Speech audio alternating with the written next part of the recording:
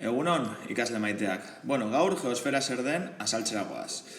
Esan bezala, geosfera lurraren zati solido da, eta guk bizitzeko emankortasun hori ematen diguna. Zer ez esotu dago? Arrokaz, mineralaz eta areaz. Baina geosferaren barruan badaude hainbat kapa, hainbat geruza. Goaz aztertzera. Azteko lurrazala. Lurrazala lurraren kanpoko geruza da eta geruza meheena. Eta honen gainean bizi gara. Zer ez esatu dago? Harriz.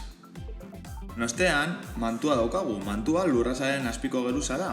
Eta hau, geruza likidoa da, baina oso temperatura altuan dago. Horrek zer egiten du? Askotan, hortxe dauden harriak likidotzen direla eta sumendiak sortzen dira.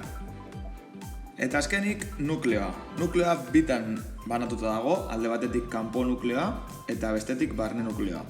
Kanpo nukleoa mantuaren azpiko geruza da eta nagusiki burdina likidoz osaturik dago. Eta gero, barneko nukleoa lurraren barruko gunea da, pilotatxo hori, eta metal solidoz sortuta dago eta oso temperatura handiagoa, altuan. Esan bezala, gero eta lurraren barnerantz jun, gero eta temperatura altuago bat aurkituko dugu. Eta hau izan da guztia. Espero dut bideo honekin guztia ulertu izana. Beste bat arte!